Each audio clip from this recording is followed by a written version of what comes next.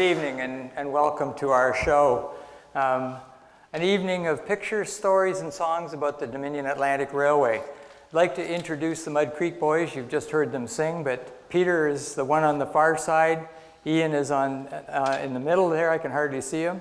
JP is on the far side, or beside Peter, and Sean is on this side, and I'm Gary Ness.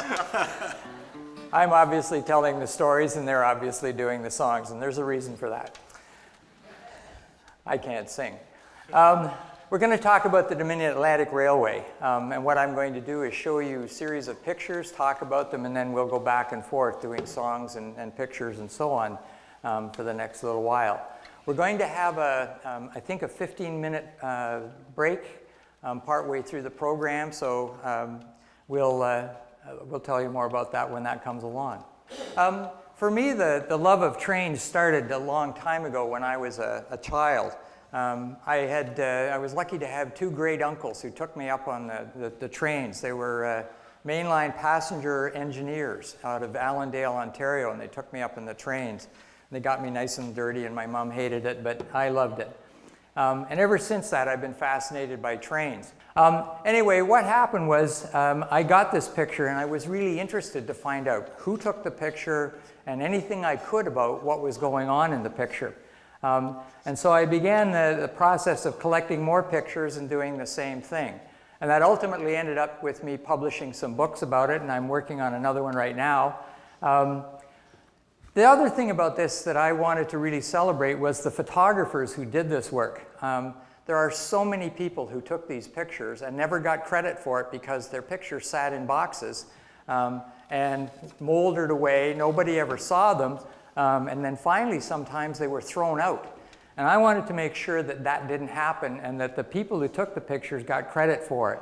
So in my books and in my talks, I quite frequently credit the people who did it. This is Edgar DeWolf. Edgar was a long-time resident of Wolfville.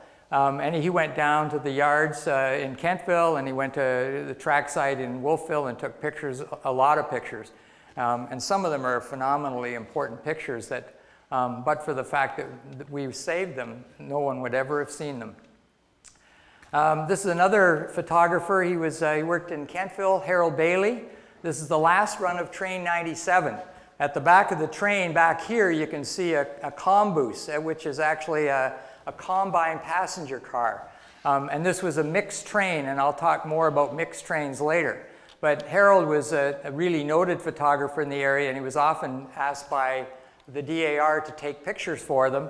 And luckily, this was the last run of this train on Monday. This was a Saturday. On Monday, the dayliners started operating. This is Charlie Hatfield. Charlie Hatfield he worked for CN, and he worked in Yarmouth, so he took pictures of both the DAR and the CNR. He was another of the people who made a tremendous contribution to the railway scene by taking so many pictures. I want to talk briefly about the railway just to sort of set the stage for some of the things I'm going to say. The railway was built in a series of stages, and I've sort of portrayed it here in color so you can see them. This piece here, first of all, was built as the first piece. In 1835, Joe House started talking about the need for a railway linking Halifax to Western Canada, to Upper Canada. And so as part of that, the Windsor branch was built. The Windsor branch was followed by a line through the valley. Once they realized that there was no deep water facility here, they said, we need to get down to the basin where we can get deep water facilities. We also need to move the produce from the valley more quickly to markets. And so the Windsor and Annapolis Railway was built. Following that, the Western County Railways was built, and it was supposed to be built from Annapolis Royal to Yarmouth. But there was a piece that was too expensive to build, and it didn't get built for quite a few years. It was called the Missing Link. Subsequently, a line was built between Windsor and Truro. It's called the Midland Branch, or the Midland Railway. And then other segments were built north out of Kentville, going over to Kingsport and Weston. And this was simply because there were agricultural and produce warehouses out there that really needed servicing. The CPR, this is the first run on the Dominion Atlantic Railway. It's 1894. And this was a train, there were two of them, one left Halifax, one left Yarmouth, going in opposite directions. They met and passed each other somewhere in between. And this was the very first DAR train. And there's some wonderful historic pictures like this that have been preserved because people took them. The CPR bought the Dominion Atlantic Railway in 1911. Actually, it was a long-term lease, but for all intents and purposes, it was a purchase. It was to last for 999 years.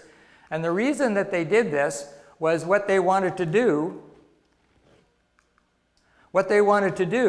was to actually have access to Halifax. And they wanted to be able to run their trains all the way through. Canadian Pacific had a line that came to St. John, and they realized that by getting over to here, they could actually gain access to Halifax directly, because what happened when the DAR was formed is the DAR was given running rights into the city. The government allowed them to do that. And once CP realized they could do that, CP leased this line so that they could go directly into Halifax. CN didn't like it particularly, but that's what happened. And this is a picture, by the way, of a DAR train. If you know Halifax, you'll know that this is a cut that goes down to the passenger station down in the wharf area. And this is a DAR passenger train coming out of that area. And this is a later day freight. This is a later day freight, and it's coming into Rockingham Yard. And of course, they could run directly on CN tracks into Rockingham there. You can see a CN locomotive back over here. And so this was an important reason for CP to have these tracks. I'm going to turn this back over to the Mud Creek boys now.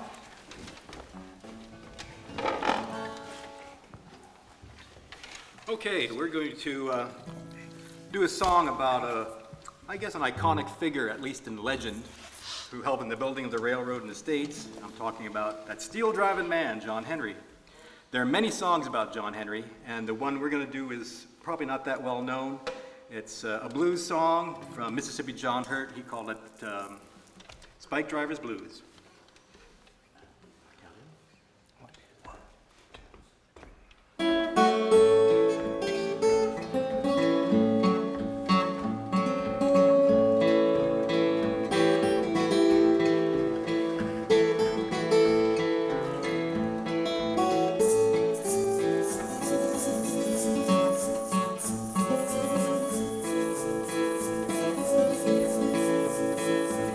John Henry was a steel-driving boy. He went down, he went down, he went down. Old John Henry was a steel-driving boy. He went down. Old John Henry, he swung his hammer all day long. All day long, all day long. Old John Henry, he swung his hammer all day long till the setting sun. Now John Henry, he laid his hammer by the side of the road, by the side of the road, by the side of the road. Old John Henry, he laid his hammer by the side of the road, all covered in blood.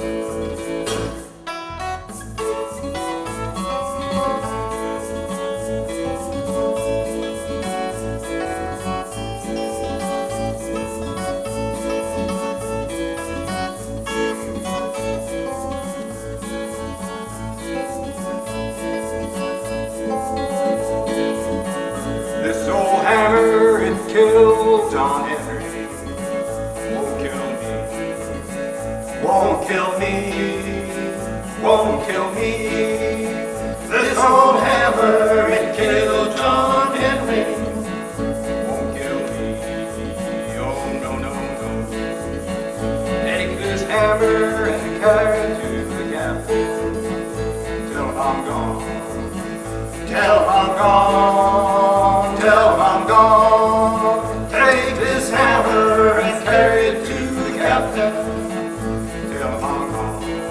Well, you know he's gone.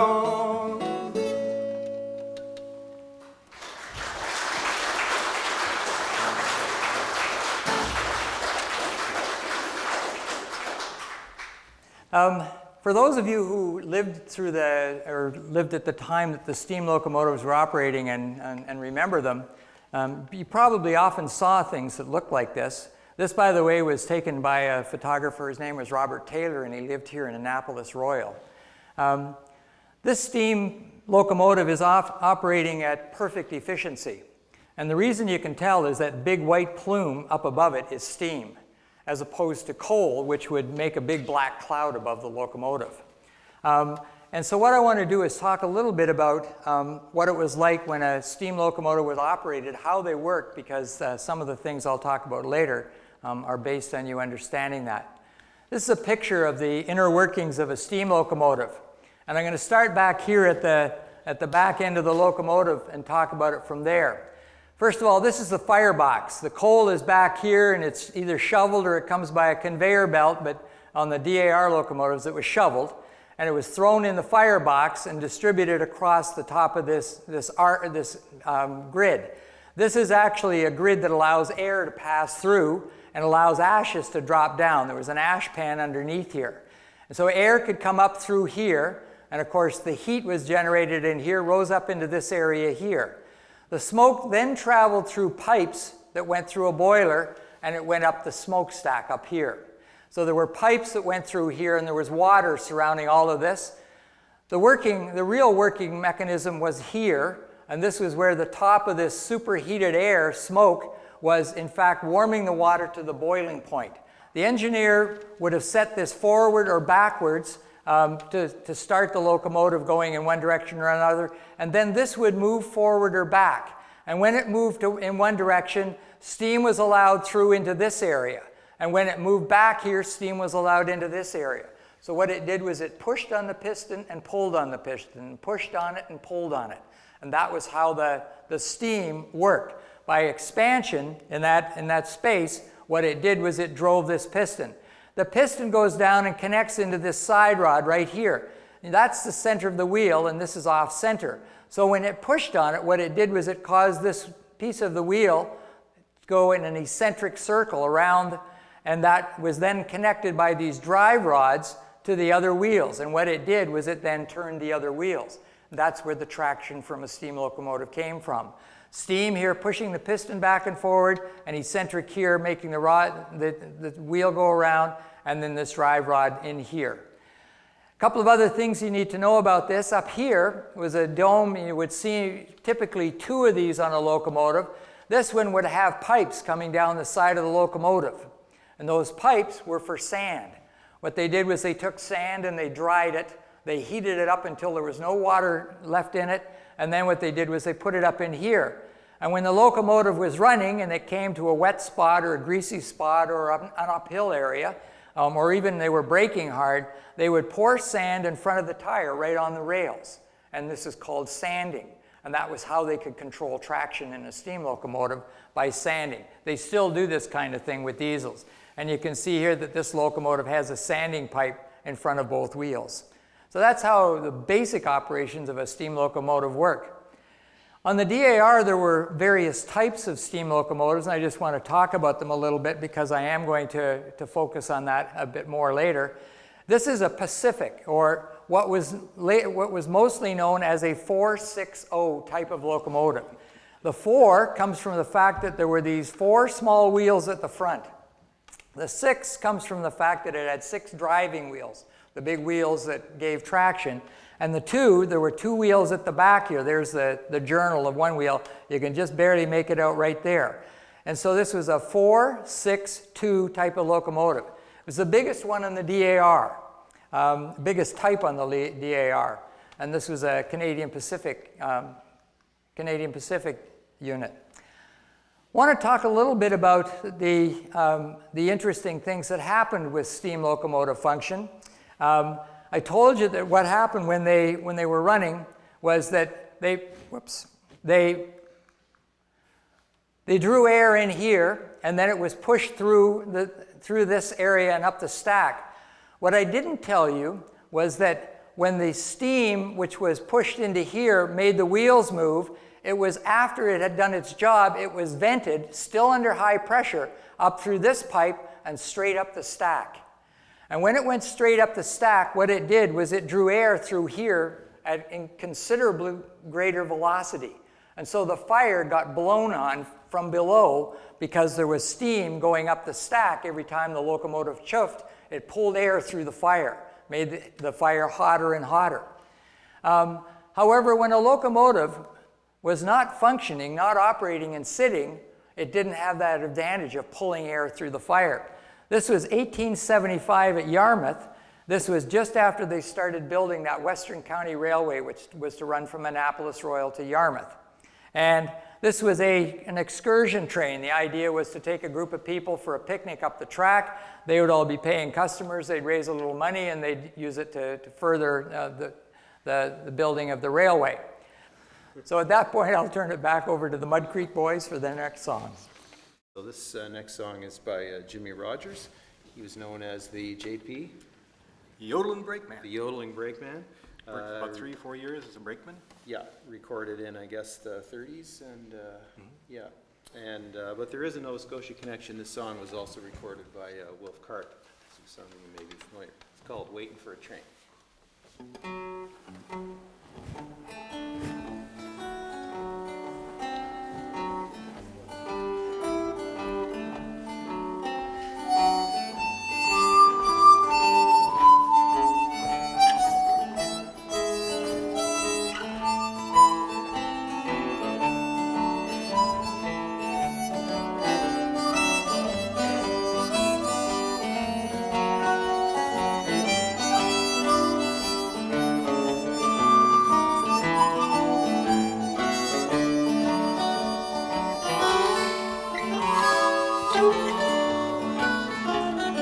All around water tank, waiting for a train, 1,000 miles away from home, sleeping in the rain. I walked up to a brakeman to give him a line of talk. He said, if you got money, you won't have to walk. I haven't got a nickel, not a penny, can I show? Get off, you railroad bum. He slammed the boxcar door.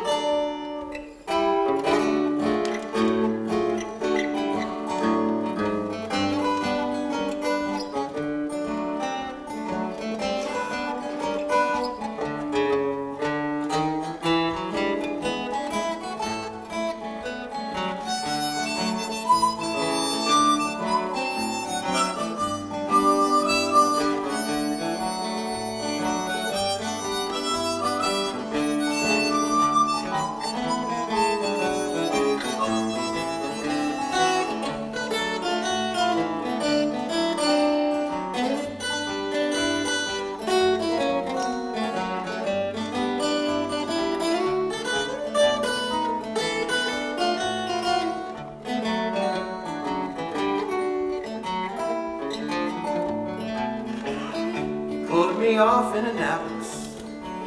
It's a place that I dearly love.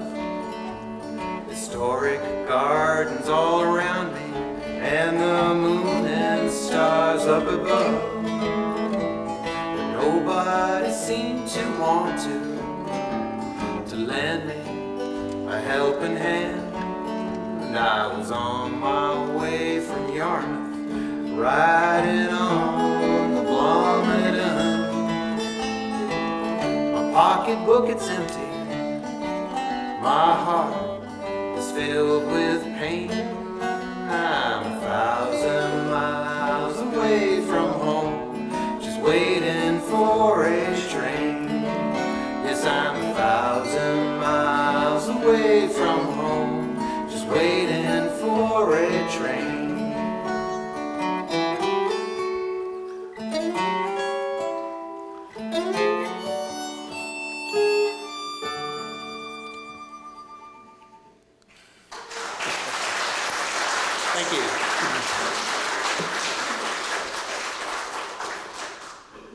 I'm going to start with this rather interesting picture. It's obviously not the DAR, but it was in the Canadian Pacific Archives. And that's because this is the Weymouth and New France Railroad. It connected into the DAR at Weymouth. This is a pole road. For those of you who don't know what you're looking at, these are basically trees that they cut down. They removed the bark from them. And then there are other trees laid down with the across here as the ties, and they spike them down onto it. So you have these poles that run along, and they act as the track. And this ran from Weymouth back into a city called the Electric City, or the New France city. And it, in fact, was back in the woods. It was built by an eccentric French guy who had lots of money and an idea that he wanted to build the first electrified city in North America, and that's what it was. And he spent a lot of money to get this done. This was the locomotive that ran on it. This was built up in Amherst, and what happened was it was designed specifically for the function it had. Here's its boiler. You can see this pipe here running down there, so you can guess that this is the sand dome. This is the steam dome up here, and you can see all these things for dealing with high pressure steam. So it's a typical kind of steam locomotive, except when you get down here to the bottom end of it. And if you look at this very carefully, you'll see what looks to be like the rim of a tire without the rubber on it. And of course, that was necessary for it to run on the rails that I showed you back over here. So this was built in Amherst, and they ran it on the regular railway tracks all the way down to the railway in Weymouth, and then put it on the line it was intended for. It was called the Maria Theresa. And you can guess what traction was like on this line. You know, in the wintertime, could you imagine ice forming on this? Or it's just getting wet. And so the traction for this locomotive was a phenomenal problem. And of course, so the sanders you could see them all over the place. Here's a sanding line, here's one here, and so on. So there were a variety of them that were designed to keep this locomotive moving forward. Some other types of locomotives you would have seen on the early DAR.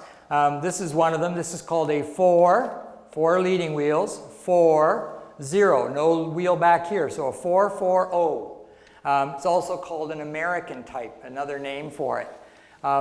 And a couple of things that are notable about this locomotive has got nice white walls, tires, and it's got the Land of Evangeline Herald on it, and it's got a name on it, Latour. The DAR, up until about the 1940s, named a lot of their locomotives. And they gave them names from the prominent English, French, or some of the indigenous people's stories and famous people. And these names were figured prominently on them. Later on, you would have seen these names. In fact, this is a very early picture. You would have seen them on a brass number plate up here. And I'll talk more about that a little bit later. Here's the brass number plate nameplate I was just talking about. Number 555 with the nameplate. Here's the Land of Evangeline Herald on it. And again, here's the white tires and everything on this particular locomotive. This one, as you can see, is a 4-6-0. And it's a small one. It's a small type of 4-6-0, or what's called a 10-wheeler.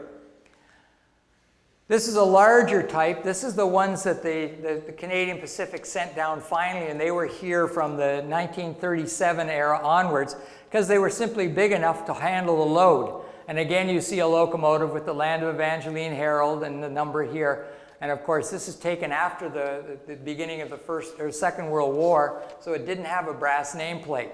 Those brass nameplates were taken off, and they were used for munitions and those kinds of things during the war. Another example of one of these 4-6-0s, this one in the Kentville Yard, a 4-6-0, and this is one of the heavier ones. This was one of the last of the locomotives, the steam locomotives on the DAR. And you can tell that it's 1957 because back in here there's a Pontiac station wagon which was modified to run on the rails. And that station wagon, they're actually putting the rack on the top of it. You can barely make it out there. but they're putting a big rack on top of the car because that was where they piled a bunch of stuff in. And then they had these little wheels that they locked down in place. The rubber would land on the rails, but these little wheels would guide it and keep it on the rails. So you didn't have to steer it. It was self-steering just like any train. And this is the biggest type of locomotive they had. This is a 4-6-2, or a Pacific type. And again, you see one of these with the Land of Evangeline Herald on it, and the white tires, the white walls as they're called on the tires of the locomotive. And I'll come back and talk about that a little bit later, about why and how that happened when it was owned by the Canadian Pacific. And here's an example of a locomotive that came from the Canadian Pacific. It was labeled the way Canadian Pacific wanted them labeled, with Canadian Pacific on it, but it still had the white walls. The DAR people like to modify things, and so these locomotives got modified fairly frequently with regard to their paint schemes.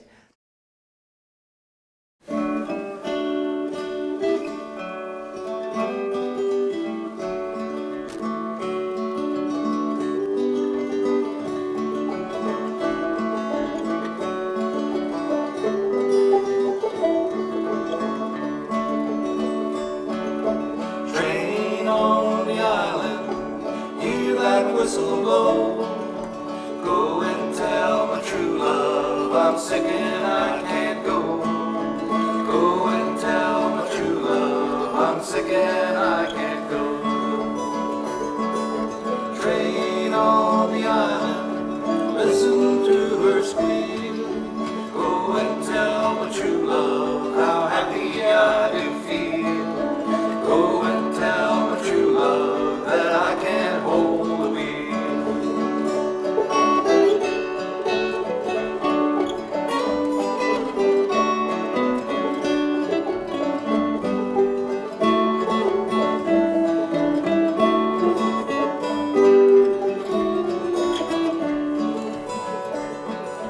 Train on the island, heading for the west. Me and my gal done split up, perhaps it's for the best. Me and my gal done split up, perhaps it's for the best. Went out over the mountain just to hear that banjo ring. Went out over the other side just to hear my darling sing. Went out over the other side just to hear my darling sing.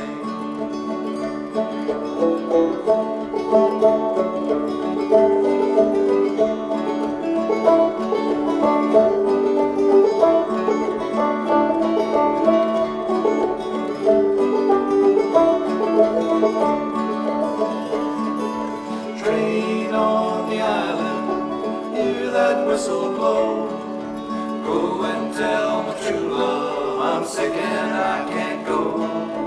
Go and tell my true love I'm sick and I can't go.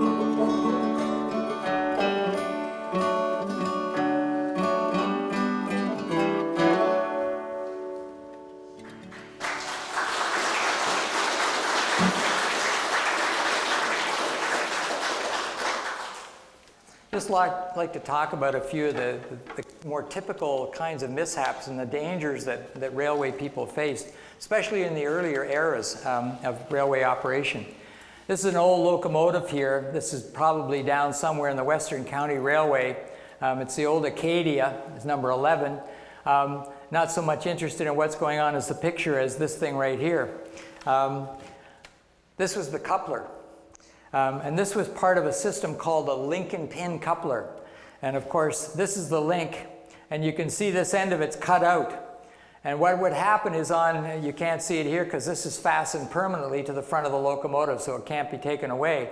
But what would happen is that the box cars, the passenger cars, would have, at the end of it, a pin sticking up. And what happened was you dropped the link down over it so that it coupled it. Try to imagine being between a boxcar and a locomotive, slowly approaching it with this great big bar, and you're trying to drop it onto a pin. And that's the leeway, about 5 or 6 inches that you have to make sure that you hit the pin properly and get it on, because if you missed it, what happens? Well, the locomotive keeps coming. And so it was pretty dangerous to work down between the locomotive and those things. The locomotives could creep forward very slowly and usually did. but you certainly didn't want to mistake and get your fingers or hands anywhere in the middle of that. So the early couplers were considered a real danger. And of course, they were replaced later with couplers where you could stand off to the side and do your job in safety. Another thing about railway operations in the early days, a lot of trains operated with wooden passenger cars. And the wooden passenger cars were in fact somewhat of a danger, and I'll talk about that in a few minutes. First of all, I'd like to talk about what you're seeing here. This is obviously Grand Pre, and it's the park that the Canadian Pacific built and owned for quite a number of years before selling it. And this was a company excursion. They were taking the employees down to a picnic at the park. And so what they did was they hooked 2 locomotives together to run on down to the park. And then while at the park, they ran around the other end of the train and hooked onto this end to go back to Kentville. And you can see that this is before the start of World War II because you've got a nameplate here. The reason why these locomotives are like this back to back is that this kind of locomotive with these big driving wheels was actually something of a danger once it started going fast if it did not have these guide wheels. And these 2 front wheels, the purpose of them, this leading truck as it's called, was to lead or guide the locomotive into curves. So as soon as it started to enter the curves, these were spring-loaded. And what they would do is they would spring the front of the engine just far enough that the drivers stayed lined up with the rail. Can you imagine what would happen if the rail was here and the wheel was here and the leading edge of the flange was pointing into the rail? It would climb right up onto it with these big wheels. And so these locomotives could derail very easily if were it not for that pony truck, that lead wheel. And the key thing to know about this, of course, is that when they're backing up fast, what could happen? Well, exactly what I described, unless there's something here to guide those wheels. And since there wasn't anything, what they did was they used locomotives that were pointing in the right direction, tagged together, put together like this. And what they would do is this locomotive would guide the other one into the curve safely by hauling on it, by pulling on it. And so these wheels became much safer if this locomotive was leading the way. Another thing that's safe about this train is this passenger car, or this baggage car right in here. I've talked about the danger of wooden coaches and this kind of thing. When these trains were in accidents where there's head-on collisions or really sudden stops, these coaches tended to do what was called telescoping. If you think of how a 3-piece telescope functions, the small inner piece folds into the one in front of it, and then that one folds into the one beyond it, so you end up with a telescope this long with the 3 pieces all inside one another. One of the unfortunate things they found out about these passenger cars is they would do that if there was a head-on collision. They would telescope. And so the whole train, and you can imagine what would happen to people in the passenger cars. And so they were required to run these buffer cars. So this train was set up to be as safe as they could possibly make it given the constraints of the time. Another thing about working on the railway, you'll recognize this one. Everybody knows where that one is. It's here in Annapolis Royal. What you're looking at is this is the old yard area out here, some box cars and a petroleum car. It's this thing I want to talk about for a minute though. You probably saw it. This picture was taken from the bridge before they removed it, and this is called a telltale. And this goes back to an area when these cars right here have got air brakes on them, which meant that the locomotive delivered high pressure air to the brakes on the cars and could use that to control the brakes on and off. Before the development of that kind of braking, what they did was you would see a ladder going up here, and on the top of the car there would be a post about this high with a wheel on it. They were called stem winder brakes. And what they had a link down to the brakes on the wheels, and so what you did was you turned this to tighten up the brakes, or you turned it to loosen the brakes. And there would be a long train. You'd have a person every 5th or 6th or 7th car, depending on how hilly it was, and that person's job was to control the braking of the train. And the engineer would sound the bell, sound the whistle, whatever, in order to get their attention and tell them what to do. So there was an elaborate system of brake, don't brake, whatever. What happens though when you come to a low-hanging bridge? If you're the guy on top of the boxcar and you're not watching, That's why this is called a telltale. If you got whacked across the back of the head by some wet rope hanging down, you knew immediately to hit the top of the boxcar, like lie down flat. And what you're looking at is a remnant of a bygone era when they actually rode the top of these cars in order to brake. And so this telltale was designed for that. Derailments. This derailment, first of all, was at Aldershot. And here's a big locomotive on its side in the sand out there. You know, it's very sandy there. This locomotive should never have been out there in the first place. They didn't have any locomotives in the shop, and what they needed to do was to send the train out to Kingsport with the school train, because of course that's how the kids got back and forth to school. And so this was sent at the end of the day hauling the school train, and apparently it crept along and it didn't make much headway, but nonetheless it still managed to spread the rails. These rails were very lightweight, and so a smaller locomotive was always used. This one was far too heavy, and bearing down on these rails, sooner or later, if there were weak spots and the ties were not solid and this kind of stuff, the rails would spread. In this particular case, that's exactly what happened. The rails spread, and the locomotive began to nose into the sand. And it nosed in and nosed in and nosed in until you're down to basically the running board here. The driver was Cyril White Sr., and he actually stepped out the window onto the ground. He said he was never so alarmed as when this locomotive just kept going in on its side further and further, and was it going to roll over and what was going to happen. The danger of this, of course, was that because you've got a boiler back here, is the people in the cab could get scalded. And so they didn't like to be around this kind of stuff when the locomotive went on its side. And this was a common problem with the steam locomotives, was that people got scalded. This, by the way, was the car that the students would have ridden out to Kingsport and places in between on their school train, their trip home from school. This is one last picture of it showing how far into the sand it went. Here's another example of a train that's basically picked a switch. You can tell that these tracks join together right back there. And what this locomotive did was pick the switch. When you have two rails that sit together like this, it's possible, instead of diverting onto the track when the wheel comes along and the flange hits here, it guides it along this rail. Well, the flanges on some locomotives would wear. And a flange was supposed to have a very characteristic shape. It was supposed to have a shape that was like that. And it was about 1 inch high, so it wasn't very big, but it was supposed to be shaped like that. When these trains operated for over lengthy periods of time, what would happen would be that the flange was pushing against the rail. Imagine the rail here and the flange just constantly pushing on it. And what happens is you wear the flange down until the flange has got a sharp edge on it, because all of this piece over here has been worn off by leaning and rubbing on the rail. And if you get to that point, you've got a sharp point on the wheel, and the sharp point on the wheel can do exactly what I described. It can cut through between the two rails and simply go up the wrong track, and that's what this did. And what it did was it it went off the rails and then separated the tracks and pulled it all apart. So there was various ways that these things could derail. This one was obviously at a slow speed, and you can see that they've got the big heavy crane in here to lift the train back onto the tracks, but these kind of derailments were not uncommon. And I'm going to turn the show back over to the Mud Creek Boys again. She's on the bar hop and spree back in Sault Ste. Marie, because she's now a fallen star.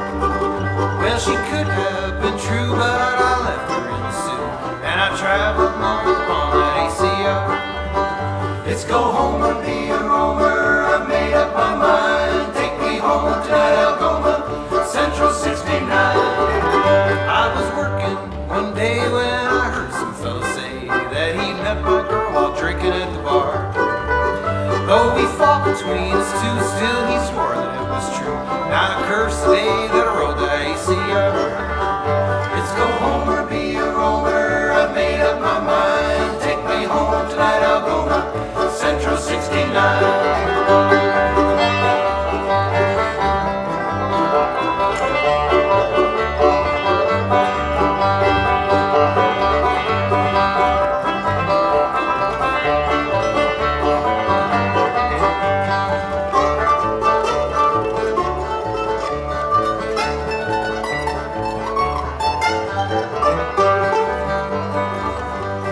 wait for the train. I hope it's not Maine. I hope it's not too late to right the wrong. When it rolls round the bend, I'll be southbound again. Come on, old ACR wheels, move along. It's go home or be a roamer. I made up my mind. Take me home tonight, Algoma, Central 69. She's on a bar hop and spree back in Sault Ste. Marie. Because of me, she's now a fallen star. Well, she could have been true, but I left her in the sea. And I traveled north on the ACR. It's go home or be a roamer. I've made up my mind. Take me home tonight, Algoma, Central 69. Take me home tonight, Dominion Atlantic Railway line.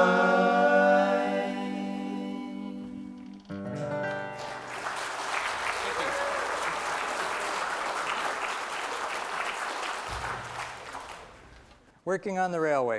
It was always exciting. It was always different. And I'm just going to talk about some of the exciting and different parts. This was, you can guess where this is. There's a bridge that you recently removed, and the edge of the station is right here. This is Annapolis Royal. And any of you who were associated with the railway know that to the west of here, down towards Digby, there's a big cut.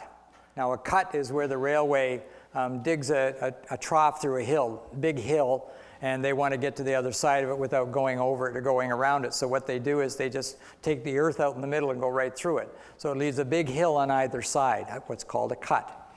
And this particular cut was one of the worst on the railway. And that was because it sat at just the right angle for the winter storms and the winter wind to fill it with snow. As you could tell, it was well filled on this particular day. This was December 25th, 1970, Christmas Day. And on that particular day, they called the crew. There had been a big storm overnight, and they called for them to take a train and plow this out. Now, the way this all worked was, this is a big, heavy machine, a plow, and there'd be two guys up in here operating it, and they would actually be able to move different parts of it. There were parts down in here they could move when they came to crossings. They'd lift up the blade and drop it down so they didn't take out all of the stuff at a crossing. But that's not the important thing about this particular train. What happened was they would normally just back up and accelerate like crazy into the pile of snow. And the idea was to just simply push your way through, just, you know, pound your way through the snow. And if you didn't, then what you had to do was back up. Now, typically when you backed up, what you would do is you would have sometimes another plow on the other end of the train, because you can guess what happens if the snow is deep enough, and this snow was very deep. You can tell from this that the snow was literally, you know, halfway up the train. It was quite deep. They didn't get through this cut. They got about halfway through it, and the train bogged down. And they didn't have a plow in the end. What they had was a wood caboose. Wood cabooses are so light by comparison to this big locomotive and this big steel plow. You can guess that when they went through and they plowed out the area they wanted to use for the trains to pass, all the snow fell back in behind the caboose. So they started to back up, and you can guess what happened. The snow which had fallen in just lifted the caboose up in the air, and it came off the rails. Now visualize that it's up off the rails, and the snow is this deep on either side of it. They can't even see the wheels, let alone get to them. So they have to dig down, get to the wheels, put them back on the track, and now start to back up again and again. And they put this one off off the rails at least 4 times from the story I heard. And this was Christmas Day, so they didn't celebrate Christmas Day as a happy day that year. This was the train arriving back after having finally cleared the cut. And there were some very annoyed railway employees that day. This looks like a very mundane job. This is the fireman doing his job. Part of his job was to shovel coal into the firebox. The other part was to, you know, fill up the tender with coal, fill it up with water, and in this particular case, they're stopped and they're filling the tender with water. This is a water tower over here, and of course, this is the bottom of the water tower, and up above it, there's about a 20-foot column of water, a huge amount of water, very deep. And And this is the control for it. What happens is you bring the spout down. The spout would normally sit straight up here. You pull it down, and then what you do is you put your weight on it, and then you pull on this. Some of the stories I've heard was the engineers used to like to play with the new firemen, who were always the youngest and least senior on the job. So what they would do is they wouldn't tell them to go easy when you pulled on this, because if you pulled too hard on it, there was a gush of water, and you can imagine the pressure of that water. The pressure of that water from a tower of water up here of 20 feet high and way above it would actually just come straight down this and throw this up in the air, and the firemen would go flying, which of course was a long fall if you weren't really careful. And so this was another one of those things that you had to learn how to do the job to be safe. Here's another example of the same kind of thing, and in this particular case you can see a big, heavy person standing there very casually doing it because he knew enough to just pull the tap a little bit and gradually increase the force until the flow was doing what it's supposed to do. This, by the way, is a railway post office. You can see the arm on here for catching the mail bags. And of course, a lot of the mail sorting and that was done on the DAR for years. These were the ways in which mail got delivered to all the towns along the railway. These RPOs, or rail post offices, as I call it, were very common. Another aspect of the railways were not just about the people who operated trains. We tend to talk about the engineers, the conductors, the brakemen, the firemen. But there were a whole group of people as a supporting cast that ran the railway and were equally as important. This is the machine shop in Kentville. At one point, there were over 44 people employed in this. And there were 20 steam locomotives on the line at its peak. And those 20 steam locomotives, 19 of them were always operating, and one of them was in the shops completely taken apart, being rebuilt. And they kept that kind of cycle going on indefinitely with the steam locomotives because they require a lot of care. What you're seeing is a group of machines that were used for turning wheels, doing metalwork, all that kind of stuff. But this is the picture that I think is the most telling. Here's the drive wheels off of a big locomotive. You can see the eccentric here that the pressure is on from the drive rods. Here are the rods down in here. Here's the cow catcher off the train and some more of the wheels and everything. This locomotive has obviously been completely disassembled. They'd bring it in the shop, hoist it up, take the wheels out from under it, do all that kind of work and completely retool it. What they would also do is put this particular wheel on a lathe, and they would turn that flange. Remember I talked about the flanges wearing and getting sharp? Rather than rounded, they'd turn sharp.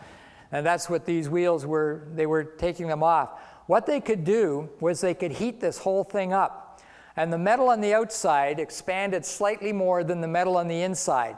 And when they did that, what happened is that outside piece of metal would pop right off. It was like a tire, a steel tire. And then they would pop a new one on. Very hot, very intense work, but the new one that they popped on had the right flange, and it was a way of correcting these wheels, and that was what they did with them. So there was a lot of work went on in these shops to keep these locomotives functioning properly. This is an example of another incident involving flanges. This is the last week of the DAR. This was in Hansport, and Canadian Pacific wanted to keep these 4 locomotives. There were 4 of this kind on the railway at that time. These were the SW diesels, the 8100s and the 1200s.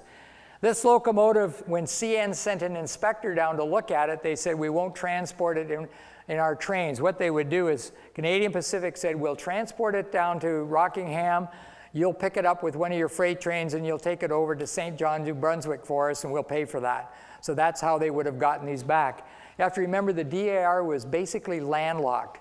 The only railway that it actually interfaced with directly was the CN. So the CN basically had them landlocked. So in order to get that locomotive off the DAR, they had to do what the CN said. This is the wheel that they were taking out.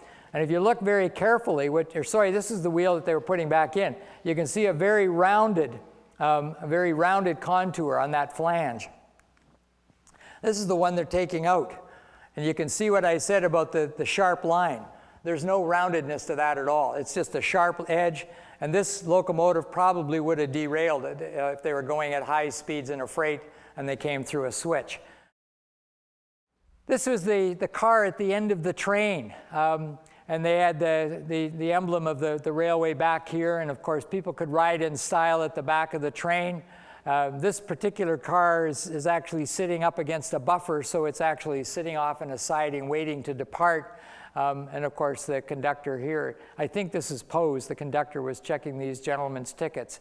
But this was a really stylish way of traveling. And it was fast too by comparison to cars. Back in those days, you could go from Halifax to Yarmouth in 6 hours, which sounds like a terribly long time. But a car would take actually a lot longer, because remember, roads were still gravel, and in some cases they were pretty bad. It's still gravel. You're not even gravel. Sorry I said that. The DAR, like so many others, was in the business of building business, getting people to come on the railway. This is an old wooden car. These on other parts of the Canadian Pacific would have been considered third and fourth class, conveyance. On the DAR, what they did was they put first class on them because they realized if they put second, third, or fourth class on them, nobody would ride in them. So they put first class on them and everybody was happy.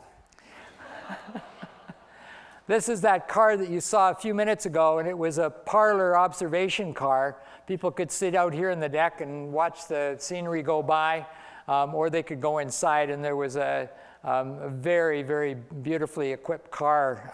There were several of them. This is the Grand Prix.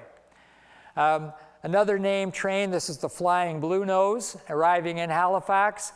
Flying Bluenose was much the same as the New Yorker. It met passengers down at the wharf in Yarmouth, took them through to Halifax or to points in between, and of course the people were tourists all along the railway. The Flying Bluenose was much more famous than the New Yorker, and it ran for quite a few years in the 40s.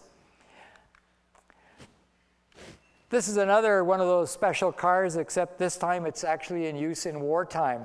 There were 3 different bases along the railway, one for the Army, one for the Air Force, one for the Navy, and I think you know those, Cornwallis, Aldershot, and Greenwich, or Kingston. And what you're seeing here is a 1917 train. You can barely make it out down in here. This is a 1917 train. This was posed in Wolfville. There's the dikes back out there, and these gentlemen were on their way to war with a train actually from Aldershot. It was a troop train. The DAR was in many ways involved in the war efforts. You aren't going to see too many of these pictures, though, of trains during the war effort, because what they did was they forbid people from taking pictures. There were people at all the bridges, and there were, soldiers with weapons at all the bridges, preventing people from doing just that, because any of those things falling into the hands of the enemy could be surveillance and methods for them to wreak havoc on bridges and such. So they prevented people from taking pictures unless they had some special permission from the government. There was one particular war story that I thought would interest you. There was Stanley is an airport up along the Midland Branch. And Stanley is a little town way out in the middle of the woods at that time. And the thing about Stanley that was really interesting was there was a U.S. Army truck that kept coming and going. It was seen mostly at night, and nobody knew what it was there about. And there was one lady who lived across the road from the airport, and she actually billeted some of the soldiers, the U.S. soldiers. And one of them told her the story, and she finally told somebody a number of years after the war had ended. And the story that she was told was that they were testing triggering items for bombs dropped from high altitude. And the trigger that they were testing was for the atomic bomb. And that truck apparently was part of the whole process. It was running back and forth and conveying things to and from there, and that's why it was so secretive. This is in downtown Windsor, and you may recognize this. This is actually running through, here's the Home Hardware store here. You can tell from the lawnmowers. And And of course, this track still exists. If you go down into the Windsor area and you see there's a track that curves in behind the station, there's a caboose on it and that kind of thing. That was the old main line. The main line in Windsor ran right through the main street, and here's the Bud car running through the main street of Windsor. This is another kind of conveyance that was down there, and of course I've talked about this mixed train. These mixed trains ran, they were freight operations with a comboose or a combine on the back end of them. And what happened was you could get fourth class conveyance on this. It was a cheap way to get from one point to the other, but every time the train had to stop and pick up a boxcar or set it off, the whole train stopped.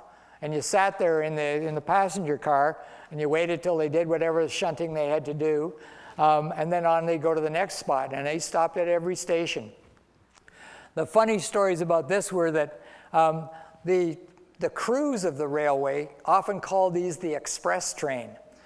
Now, on every other railway in North America, the express trains were the really fast ones. They made very few stops and got somewhere quickly.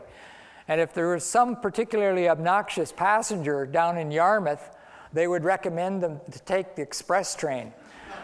And so there were a number of stories of people who got on the express train, and I don't think they got to their destination that night. This was one of the mixed trains, and it was a very busy train. And you can see it's got a diesel on it. This operated into the 1970s. The DAR was an extremely popular railway for people coming from abroad. They would come here from all over the world to see this train. And the reason they would come to see it was because it was still a mixed train. And it ran into the 1970s between Windsor and Truro on the Midland Line. And people came to ride on this car. It was sort of like going to Mecca. And in fact, it was a train that had more passengers on it at that time than at any time previously. The DAR also operated ferries, and this is a particular interesting picture. This is the Prince Albert, the ferry that was part of the Wolfville, Kingsport, Hantsport, or Parsboro connection. What would happen is that the ferry would meet the trains and pick up people off them and take them to various destinations, whichever way they wanted to go. Problem with this little ferry was that there would be times when the tide and the wind was wrong. And so what would happen is they'd leave, let's say Wolfville or Kingsport or Parsboro. They'd get out in the Bay of Fundy there where the tides are really moving, and if the wind was the wrong way and it was moving with the tide, the boat could end up steaming for hours just to hold its place in the middle of the bay. And so in some cases, it was even being slowly swept down the bay while it was steaming full speed ahead. So ultimately, the DAR bought a new ferry, replaced it. This one ran, this is the Kipawo, K-I-P-A-W-O, K-I for Kingsport, P-A for Parsboro, W-O for Wolfville, the Kipawo. And the Kipawo ran on a schedule that it could keep because it had the tonnage and the ability to make way regardless of the tides and the wind. And these are several shots of it. This one's particularly interesting because it shows the Kipawo doing what ferries do. They could carry 8 cars, and they loaded them and unloaded them with a sling, which just swung out over the wharf, dropped them down, and they drove away. They could take up to 200 passengers on this ferry. And this ferry actually kept a pretty tight schedule. So it was another kind of service that the DAR offered. Here's a song about one of them fancy trains, first class everywhere you go. This was a big hit for the Andrews Sisters, I think, back in the 40s. All right. Pardon me, boy, is that the Chattanooga choo-choo? On track 29, boy, you can give me a shine. I can afford to board a Chattanooga choo-choo. I got my fare, just a trifle to spare. You leave the Pennsylvania station about 4:15. Read a magazine and then you're in Baltimore. Dinner in the diner, nothing could be finer than to have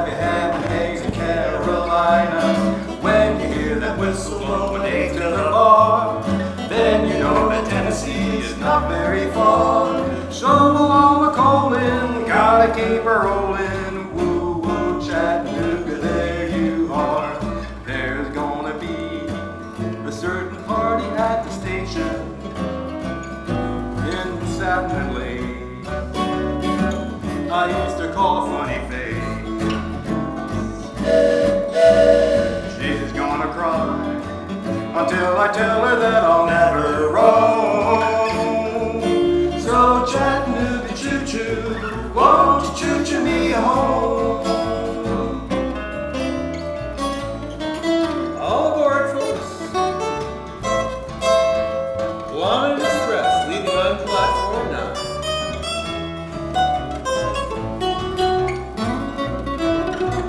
Have your tickets ready. Every car, first class. Yeah. First stop, Rockingham Station. You leave the Pennsylvania station about 4:45.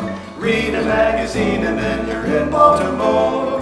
Dinner in a diner, nothing could be finer than to have your ham and eggs in Carolina. When you hear that whistle blow and 8 to the bar, then you know that Tennessee is not very far. Shovel all the coal in, we gotta keep her rolling. Woo woo woo, Chattanooga, there you are. There's gonna be a certain party at the station in Satin and Lane. I used to call Funny Face. She's gonna cry until I tell her that I'll never roam.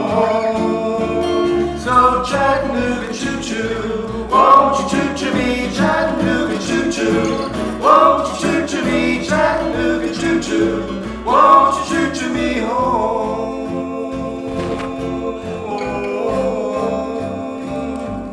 Choo-choo me home.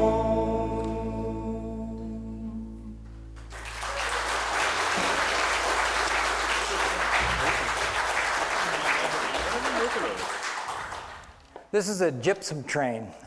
Gypsum was a commodity that was mined in the Windsor area, in Mantua and Dymocks, the railway names for Wentworth and Miller's Creek. And this particular train was an early gypsum train. For a long time, the railway hauled the gypsum down to Deep Brook, where there was a deep harbor that could accommodate large ships that had to be loaded rather slowly. And in the early years after World War II, and being completed in 1947, they built a deep water port in Hansport with high-speed conveyors that could load trains faster. So they replaced this run down to Deep Brook, which in this case is going through Wolfville, with the trains that now ran to Hansport. By the way, you can see here that this again is Windsor. And if you've ever been in Windsor and you've noticed this strange triangular building with the lane that goes through here, this is why the lane goes through there. Because of course, this is the train emerging out into the middle of the street in Windsor. By the way, this is the Home Hardware, you can tell. And so this train is now passing through downtown Windsor on its way to the station and the yard. This is the train a little further along as it's approaching the area near where the current station is. Gypsum was a really important commodity for the railway, and they handled it in what are called unit trains. And when they sold the line to the Windsor and Hansport Railway Company, it was the gypsum that maintained the railway. And I think most of you know that the end of the railway actually occurred when the gypsum mines closed. There was not enough traffic to keep the railway functioning, and so they basically mothballed it. And I'll talk about that a little bit later. This is a typical picture of a freight train in the yard way back when. I'm not going to say much about it, but it's a really interesting old picture of one of the railway's rather unique locomotives. They also serviced feed mills. There were a lot of agricultural uses of the railway. At its peak, there were over 150 apple warehouses along the line. And a lot of them were up in this area. This is up in Steam Mill. And along the line between Kentville and Kingsport, Kentville and Weston, up north of Kentville, there were numerous apple warehouses that were busy year-round with agricultural produce. This particular scene was shot, though, after they had abandoned everything north of here out to Canning and Kingsport. And in fact, what this was doing was it was switching at the co-op out there. The railway ran a lot of special trains, and I'll just talk for a couple of minutes about some of these. This is a hockey train. They would take students from the university, sometimes from high schools, into Halifax, where there would be some kind of special event. In this particular case, hockey. The railway folks didn't particularly like these. The engineers and the firemen didn't mind, but the conductors found it rather difficult because, of course, the students did what students do. They had a party on their train. And of course, that didn't work out too well in many cases. This is a school train. I talked about it earlier. This particular school train is coming in the morning, and you can tell it's morning because the sun is on this side. It's coming southbound into Kentville, and of course, it's coming from Kingsport. And what it's doing is it's delivering the children from along that railway to the school in Kentville. These ran for many years through to the 60s, when finally they actually started having school buses out there, and the line didn't require this anymore. I'm going to stop at this point and turn this back over to the Mud Creek Boys.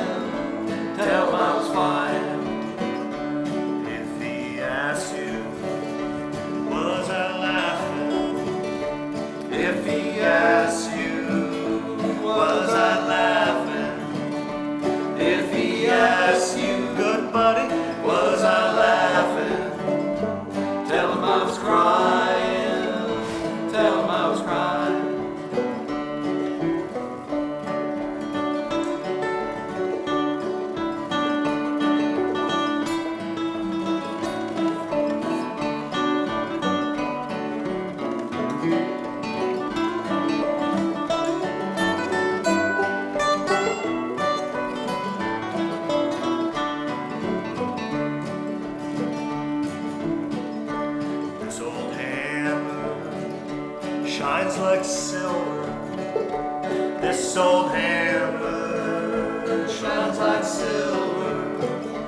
This old hammer shines like silver. Rings like gold, rings like gold. Working on a railroad, dawn a day.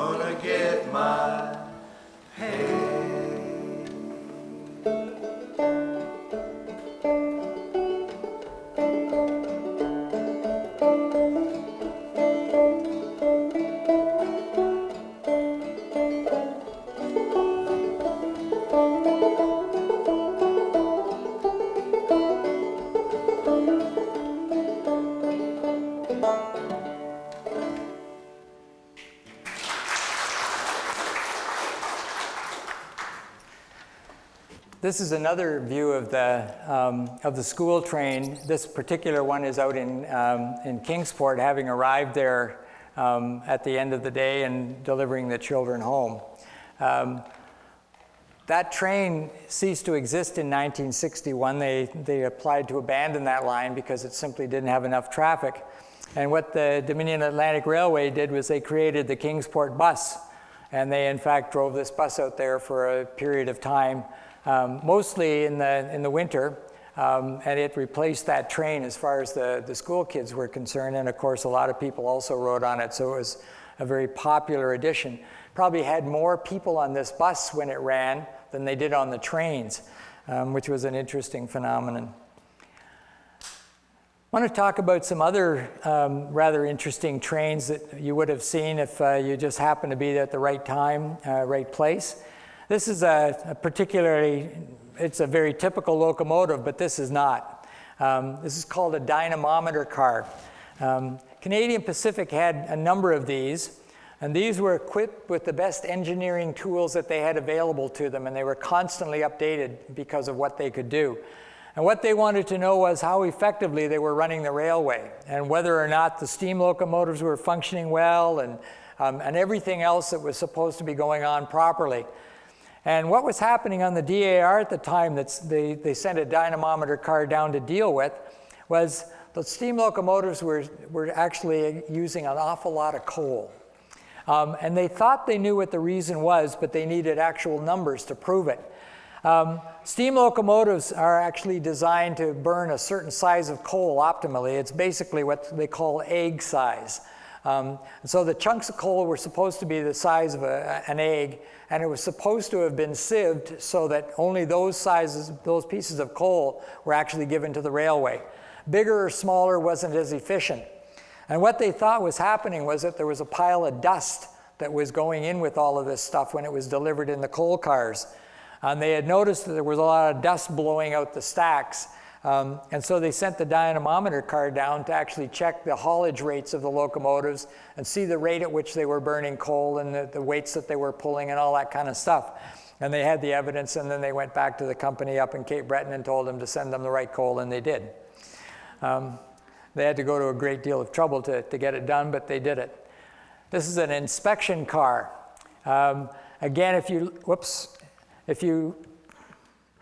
look at this, you'll see some special wheels on it. This is actually a metal wheel with the flange in front of it. You can see this tube down here. You can guess what that tube delivers to the rails. It delivers sand. And this, of course, was the inspection car that the general manager and the chief engineer of the railway, these people used to use this when they went out to inspect it. It ran as what was called an extra train. Extra train was designated by these white flags. A white flag on the front of a locomotive or on this car showed that it was running as an extra, which meant it was unscheduled, and they had to have special train orders to run it. So that's how they would operate these as specials. This is an interesting train. This was the last train into Kentville, only at the time we didn't know it. What was going on? This was in Wolfville, and Wolfville had decided to retask its train station. The train station was converted into a library, and this was September 3rd, and 97. And what happened was there was a big celebration planned for 2 o'clock. And lo and behold, at 1:45 in the afternoon, we heard a train whistle coming, and this train pulled through, and there were like 200 people there. And they were all standing around, and this train comes through, and there's a crowd, and the guys in the train are wondering what's going on. Steve Slip, who was part of the ceremonies, had a conductor's uniform on with the watch. He got the watch out, and he's pretending to read it as the train goes by. And Jimmy Murray, one of the guys in the crew, this is the fireman's side, the engineer would be on the other side. He's sitting up here, and he's leaning out the window going, what the heck is that? You know, it was one of the funnier things we saw, and so we found out later that they wondered what the heck that was all about. Why was the crowd at the Wolfville station? Anyway, this train ran on to Kentville, dropped off some grain cars out at the New Minas Atlantic Co-op. They parked in Kentville for the weekend, came back quietly on Monday, picked up a couple of cars. That was the last time a train went into Kentville. And so it happened very quietly, and we were just lucky that we happened to be at the station doing this and catch a picture of this train as it made its last run into Kentville. This is in the last 2 weeks of the railway. The railway was still doing a huge business in gypsum. They were hauling 4 and 5 trains a day, and this was a typical kind of gypsum train on its way out to the mines in Mantaway, Miller's Creek. And this is passing Dimmicks or Wentworth. And it was hauling the typical kind of empty gypsum cars that were seen on the railway. This is it coming back, going the other way, and it's now got loads, and it's on its way. It's just about, if you turned around from where I took the other picture to this one, you would see that they were in the opposite direction, one from the other. This is the last train on the DAR. This was the day that the DAR was sold. What they had done, I told you about them having to fix one of these locomotives, get the wheels right on it. Then what they did was these units had come over from Canadian Pacific in St. John, New Brunswick. These were the 4 units that had been on the DAR. They'd been using them on the gypsum train and that kind of stuff. Canadian Pacific wanted these back. They didn't want to sell them. They were willing to sell these to Windsor and Hansport, so the Windsor and Hansport bought 8 of them. And what happened was, in order to get these back to St. John, New Brunswick, they had to haul them down to the CN, drop them there, and then these units came back. And on the Monday, 2 days later, these began operating on the Windsor and Hansport Railway Company. And so what you're looking at is the last train on the Dominion Atlantic Railway. Almost 100 years had passed from the actual inception of the line in 1894 to the end of the line in 1994. It was only a month short of that actual 100-year date.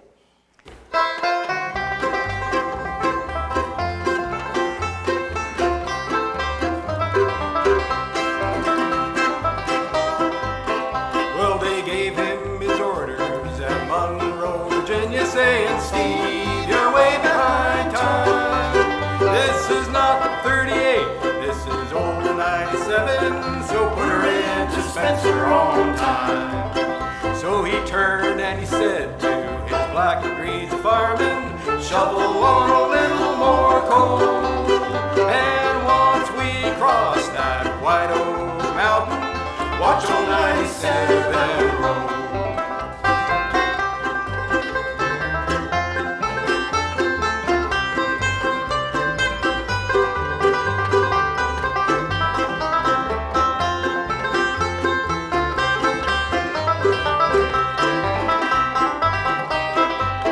It's a mighty rough road from Lynchburg to Danville, and there lies a 3-mile grade.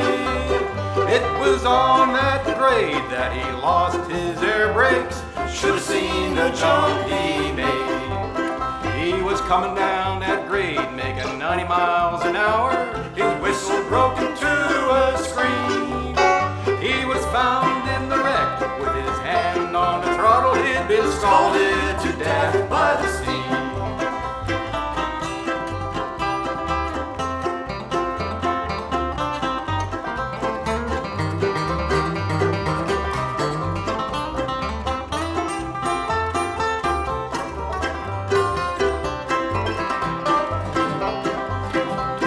Telegram, it came to Washington Station, and this is how it read.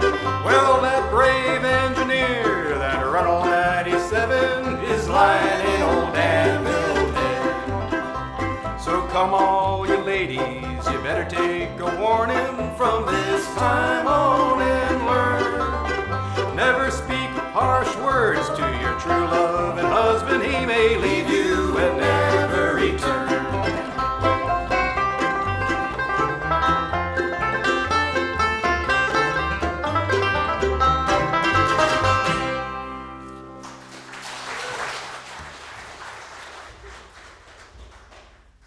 My last little piece is going to be about the railway that took over from the DAR and continued on with some of the things that the DAR did. Windsor and Hansport Railway. They had the same logo. They modified it slightly because I think the copyright was with CP, but they did modify it and they did keep it. This was opening day and this was cutting the ribbon. was a little heavy-handed.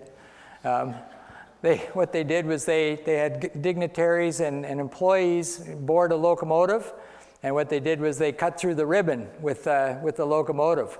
And this is Bob Schmidt, the fellow who owns the line, and this was our MLA at the time, Rob Harrison, and our MP at the time. So they had a whole bunch of people there. These are all employees with their hats on. So this was the ribbon cutting, and this was in October of 1894. Or sorry, 1994. I lost some time there. Never was good at arithmetic. Anyway, this was the new sheds that they built down in Windsor, and they actually had full servicing of the capability down there. They put a lot of money into this, actually establishing this. If you go a little further under here, there's actually a hole under the tracks. They could actually go underneath the locomotives to work on them and everything. They bought 8 of these units because what they wanted to do is to have some spares. They would then cannibalize them to put the parts on the ones that were working. So they had 2 or 3 that were not in the best condition that they used to keep their fleet running, and they used these units for quite some time. They ran gypsum. You've seen this picture before, except it was the DAR, and now it's these new units that new old units, I should say, that the Windsor and Hansport had. They did another thing, and that was they ran an excursion train for one summer. And these are the passenger cars. They had Gabriel and Evangeline as the excursion cars. And this is the train that they used. They even painted one locomotive up in the maroon. This was the CP Red, but the one on the other end was in the maroon, which is more like this locomotive up here, a tribute to the Canadian Pacific Windsor or the DAR routes of the rail line. And in fact, this was a very successful thing. Only problem was the same employees who worked all week had to come in and work on the weekends to do this, and it became very unpopular, and they decided to discontinue it after 1 year. Very successful, didn't want to do it anymore. This is the train. It was taken down to the Falmouth overpass so we could take a picture of this freshly painted maroon locomotive with the passenger cars that they were going to use on it. And that's the end of the line for the railway, because when the gypsum mines closed, the railway, in fact, had to be mothballed. It is mothballed right now. They face a couple of problems, I'm sure you've been following it. Canadian National has applied to sell the line or abandon the line that runs from Halifax through to Windsor. Unless it's bought by somebody, they will probably rip up the rails at some point in the near future. Meanwhile, Windsor and Hansport is talking about a number of different things that they'd like to do to keep the line operating. Last I heard, they were talking about making it a tourist railroad. A number of different things are being discussed, but that's sort of the state of the art right now as we know it. So thank you for this. We're just going to end off with one more bluegrass song. Okay. And then we're going to lead you out with what we led you in with.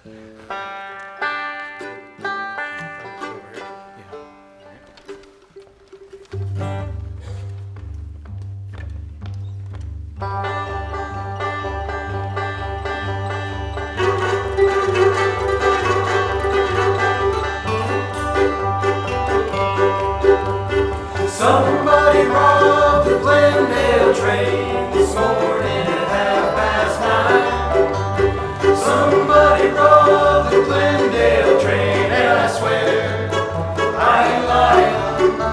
They made clean off with 16 G's and left 2 men lying cold.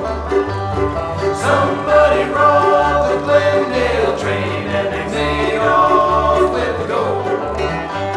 Charlie Jones was the engineer. He had 20 years on the line. He kissed his wife at the station door this morning at 6:35. Everything was fine till 9:30 when Charlie looked up and he saw there were men on horses, men with guns, and no sign of law. Somebody robbed the Glendale train this morning at 9:30. Somebody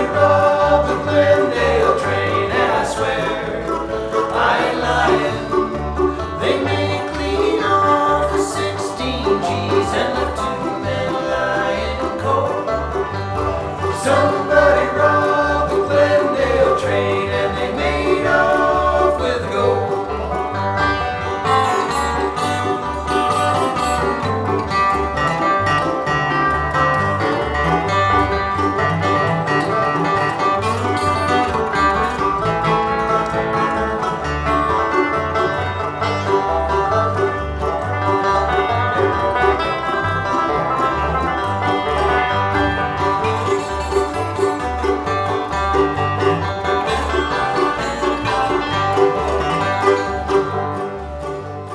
Amos Wise was a baggage man, and he dearly loved his job. The company had rewarded him with a gold watch and fob. Amos Wise was marking time when the door blew off his car. They found Amos Wise in 15 pieces, 15 miles apart. Somebody robbed the Glendale train this morning at 9:30. Somebody robbed the Glendale train, and I swear I ain't lying. They made clean off with 16 G's and left two men lying cold. Somebody robbed the Glendale train and they made off with the gold.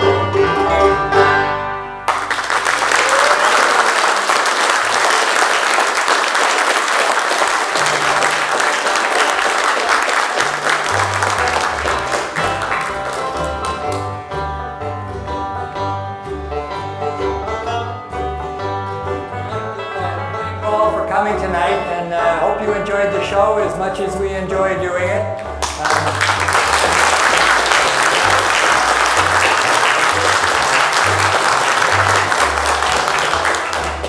We have a lot of fun doing this, and we think it's for a good cause for your museum here in town, and we hope you enjoyed it.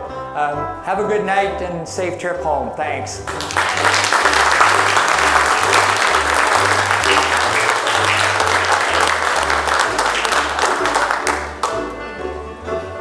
Really want to thank Jeff too up there, if he hasn't been thanked already.